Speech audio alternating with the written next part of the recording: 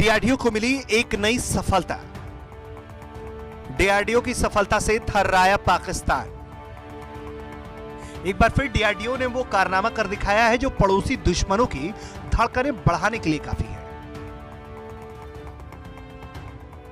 DRDO ने उड़ीसा के चांदीपुर से सॉलिड फ्यूल डेकजेट रैमजेट मिसाइल का सफल परीक्षण किया, जिसे भारत ने रूस के साथ मिलकर बनाया है। यह मिसाइल अपनी ताकत की वजह से चर्चा का विषय बनी हुई है। और रही बात इसकी खासियतों की, तो यह मिसाइल जमीन से हवा और हवा से हवा में मार करने में सक्षम होगी।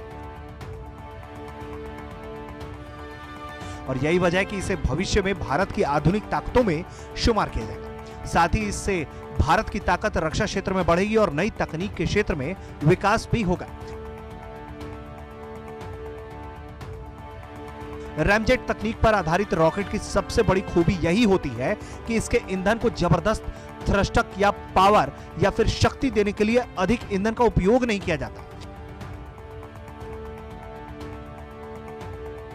इसकी वजह से मिसाइल या रॉकेट का वजन काफी कम हो जाता है। इस तकनीक से दरअसल हमारे वायुमंडल में मौजूद हवा का इस्तेमाल कर रॉकेट या मिसाइल की स्पीड को बढ़ाया जाता है।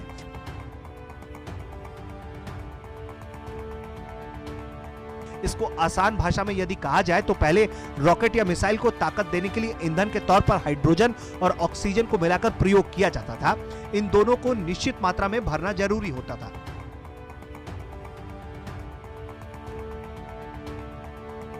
इसी वजह से रॉकेट या मिसाइल का वजन बढ़ जाता था। इसका असर सीधे तौर पर उसकी स्पीड और उसकी क्षमता पर भी पड़ता था। आर्थिक रूप से भी यह काफी महंगा सौदा होता था।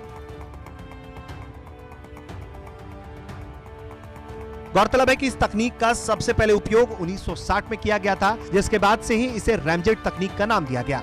इस तकनीक को एरोथर्मोडायनामिक भी कहा जाता है।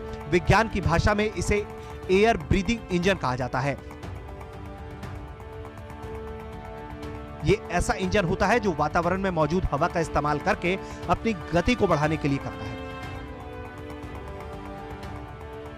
इसमें किसी भी तरह के एक्सियल कंप्रेसर की जरूरत नहीं पड़ती। यह इंजन सुपरसोनिक स्पीड या मैक 3 की स्पीड पर बेहतर तरीके से काम करता है।